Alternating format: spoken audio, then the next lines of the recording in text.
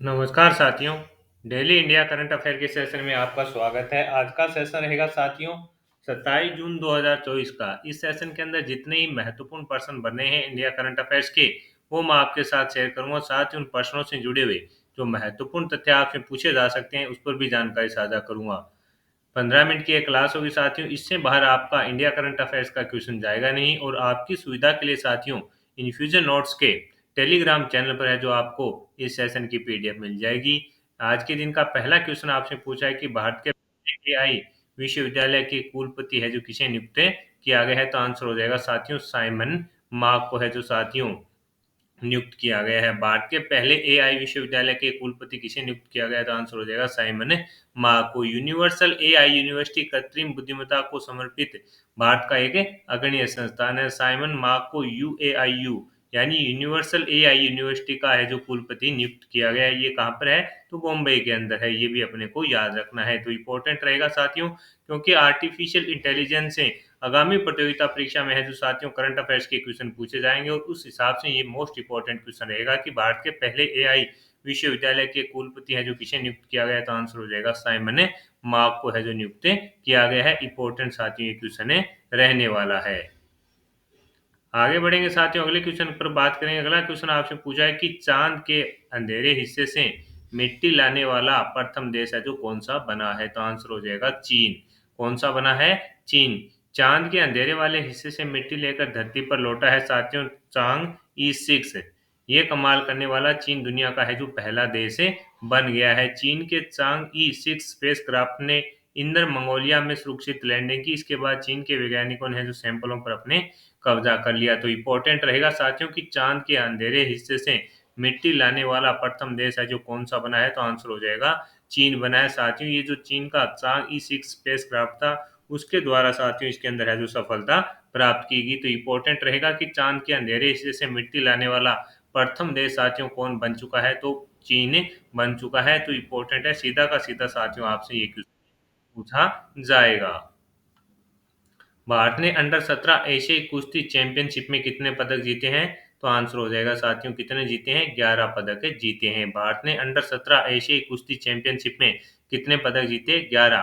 भारत ने जॉर्डन के अमान में खेली जा रही अंडर 17 एशियाई कुश्ती चैंपियनशिप में अपने अभियान का शानदार समापन किया। भारत के युवा दल ने 4 स्वर्ण 2 रजत और 5 कांस्य पदक सहित 11 पदक हैं जो जीते हैं। भारत के लिए चारों स्वर्ण पदक है जो साथियों महिलाओं ने इसके अंदर जीते हैं। और इसके अंदर साथियों ये बताया गया है कि 46 किलोग्राम में दीपांशी ने, 53 किलोग्राम में मुस्कान ने और 61 किलोग्राम में साथियों है जो रजनीता और 69 किलोग्राम में मानसी ने है जो इसके अंदर जीते हैं। तो ये इंपॉर्टेंट है क्वेश्चन रहेगा। और आपसे साथियों पूछा जा सकता है कि भारत ने है जो अंडर 17 एशियाई कुश्ती चैंपियनशिप में कितने पदक जीते। तो आंसर हो जाएगा 11 पदक हैं जो जीते हैं। ये इंपॉर्टेंट रहने वाला क्वेश्चन और आपसे पूछा जा सकता है।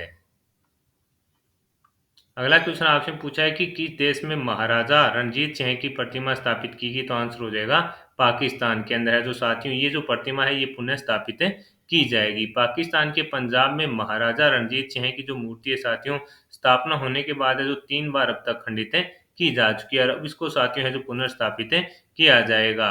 अब दोबारा से करतारपुर साहिब में सिख साम्राज्य के पहले शासक महाराजा रणजीत सिंह की प्रतिमा स्थापित की जाएगी। पाकिस्तान में महाराजा रणजीत सिंह की 9 फुट की कांसे की प्रतिमा पहली बार 2019 में स्थापित हुई थी। उस समय उनके समाधि के पास है जो लाहौर किले में बनाया गया था। हालांकि पाकिस्तान के इस्लामिक कट्टरपंथियों ने महाराजा रणजीत सिंह की मूर्ति को साथियों 2 बार है जो तोड़ दिया था। एक बार 2019-20 में और दूसरी बार है 2021 में। तो अब साथियों पाकिस्तान देश के अंदर है जो महाराणा रणजीत सिंह की जो प्रतिमा है उसको पुनर्स्थापित किया जाएगा। तो ये इंपॉर्टेंट रहेगा कि किस देश में महाराजा रणजीत सिंह की प्रतिमा को पुनर्स्थापित किया जाएगा। तो आंसर हो जाएगा पाकिस्तान के अंदर। इंपॉर्टेंट क्वेश्चन रहने वाला है और आपसे साथियों पूछा जाएगा। क्रिकेट में डकवर्थ लुईस नियम लाने वाले जिनका हाल ही में निधन हो गया वो कौन थे साथियों। तो आपका आंसर होगा फ्रैंक डकवर्थ। कौन थे फ्रैंक डकवर्थ। क्रिकेट जगत में डकवर्थ लुईस 10 नियम को लाने वाले फ्रैंक डकवर्थ का निधन हो गया। उन्होंने 84 साल की उम्र में आखिरी सांस है जो ली। ये इंग्लैंड के सांख्यविद थे। तो इम्पोर्टेंट है कि क्रिकेट में डकवर्थ लुईस नियम लाने वाले जिनका हाल ही में निधन हो गया वो थे फ्रैंक डकवर्थ। और इनका संबंध है साथियों कहाँ से रहेगा इंग्लैंड के संख्या भी थे। तो इसके अंदर साथियों जो डकवर्थ लुईस नियम होता है उसके अंदर जो बारिश आने के बाद है जो ये नियम है लगता है, ओवरों को कम कर दिया जाता है, उस हिसाब से सामने वाली जो टीम है साथियों उसको है जो टारगेट दिया जाता है। तो साथियों इंपॉर्टेंट है, खेल खिलाड़ी से संबंधित जितने ही क्वेश्चन बनते हैं वो इंपॉर्टेंट रहेंगे। हमने एमपीपीसीएस का जो एग्जाम हुआ था उसके अंदर देखा था कि साथियों कितने है जो डीप क्वेश्चन है जो खेल खिलाड़ी से पूछे गए थे। अगला क्वेश्चन आपसे पूछा है कि टी20 अंतर्राष्ट्रीय क्रिकेट में 200 छक्के लगाने वाले पहले खिलाड़ी कौन बने हैं? तो आंसर हो जाएगा रोहित शर्मा। हिटमैन शर्मा है जो साथियों अंतर्राष्ट्रीय क्रिकेट में 200 छक्के लगाने वाले खिलाड़ी बने हैं। रोहित शर्मा टी20 विश्व कप 2024 के सुपर 8 ग्रुप फर्स्ट मैच के अंदर साथियों ऑस्ट्रेलिया और जो भारत के मैच था वो 24 जून को सेंट लूसिया के Darren semi national cricket stadium में खेला गया था। वहां पर साथियों रोहित शर्मा ने है जो उस मैच में छक्के लगाकर है जो 200 छक्के मारने वाले खिलाड़ी बन गए हैं और इनके टोटल साथियों 203 छक्के जो हो चुके हैं। तो इम्पोर्टेंट है कि टी20 अंतर्राष्ट्रीय क्रिकेट में 200 छक्के लगाने वाले पहले खिलाड़ी कौन बने? रोहित शर्मा बने। इन्होंने साथियों हाल ही के अंदर जो ऑस्ट्रेलिया के खिलाफ वर्ल्ड कप के अंदर मैच था उसके अंदर है जो इन्होंने साथियों 200 छक्के मारकर ये रिकॉर्ड अपने नाम है जो किया था उन्होंने। आपने ही देखा होगा साथियों कि मैच के अंदर मिशेल स्टार के एक ओवर में है जो रोहित शर्मा ने 4 छक्के लगा दिए थे।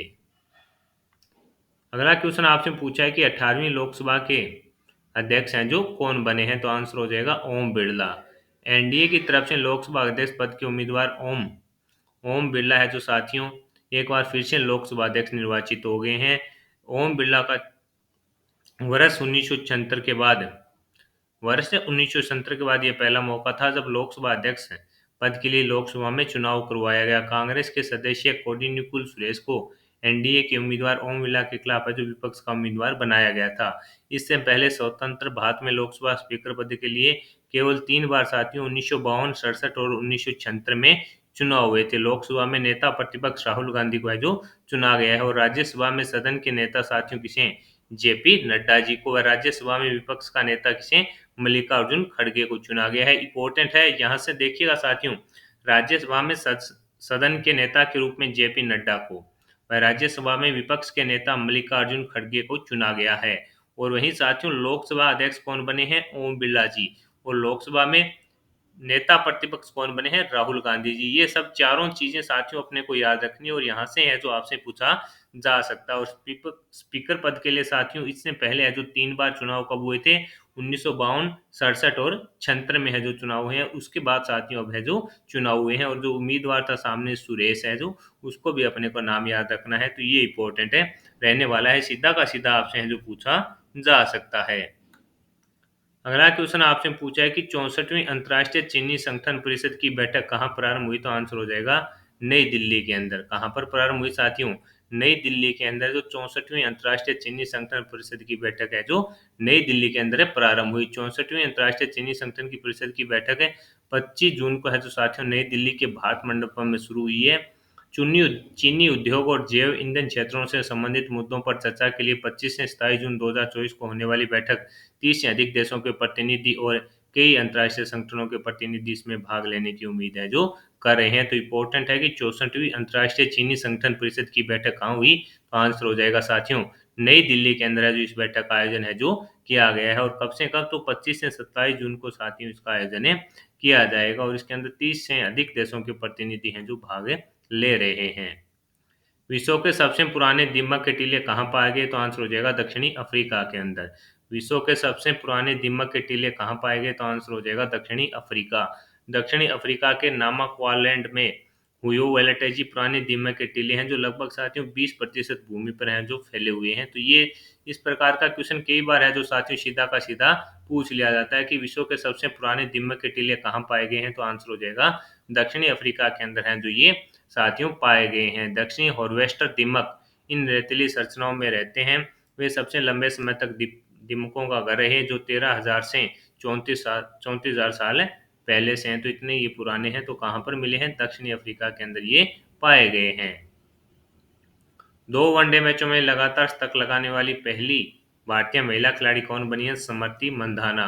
कौन बनी है साथियों? स्मृति मंधाना है जो बनी है। भारतीय क्रिकेट टीम की स्टार खिलाड़ी स्मृति मंधाना ने बुधवार को साथियों बेंगलुरु के एम चिन्नास्वामी स्टेडियम में दक्षिणी अफ्रीका के खिलाफ 136 रनों की शानदार पारी खेलने के बाद लगातार वनडे मैचों में शतक बनाने वाली पहली महिला खिलाड़ी है जो बन गई है। तो ये इंपॉर्टेंट रहेगा कि 2 वनडे मैचों में लगातार शतक लगाने वाली पहली भारतीय महिला खिलाड़ी कौन बनी, तो स्मृति मंधाना।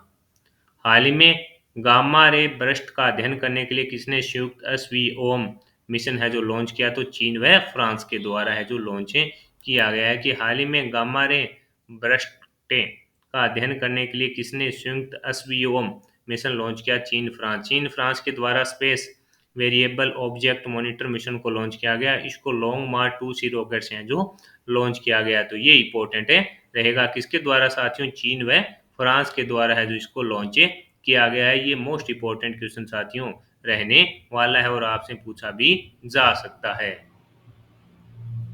अगला क्वेश्चन आपसे पूछा गया है कि यूएन ने महिला वैश्विक डेटा के अनुसार महिला राष्ट्रीय अध्यक्ष और कैबिनेट सदस्य की संख्या के आधार पर है जो भारत को कौन सा स्थान मिला है, तो भारत इसके अंदर साथियों 171वें स्थान पर है। कौन से स्थान पर है, 171वें स्थान पर है। हाल ही के अंदर साथियों यूएन ने महिला वैश्विक डाटा के अनुसार एक रिपोर्ट जारी की गई है जिसके अंदर भारत को 171वां स्थान मिला है। 26 देशों के अंदर है जो साथियों राष्ट्रीय जो अध्यक्ष है वो महिला है। इस रैंकिंग के अंदर फिनलैंड पहले स्थान पर रहा। कुल 184 देशों को इसके अंदर है जो शामिल किया गया था। यानी पहले स्थान पर कौन है, फिनलैंड है। कितने देशों को शामिल किया गया, 184 देशों को शामिल किया गया। और भारत इसके अंदर साथियों 171वें स्थान पर है। 26 देशों के अंदर राष्ट्रीय अध्यक्ष है जो कौन है, महिला है। और भारत साथियों इसके अंदर 171वें स्थान पर। और महिलाओं को साथियों यहाँ पर अपने थर्ड ग्रेड टीचर के अंदर राजस्थान के अंदर है जो आपको ही बताया कि 50% आरक्षण देने की बात चल रही है। और देश के अंदर साथियों नेतृत्व में भारत 171वें स्थान पर है 184 देशों में। ये भी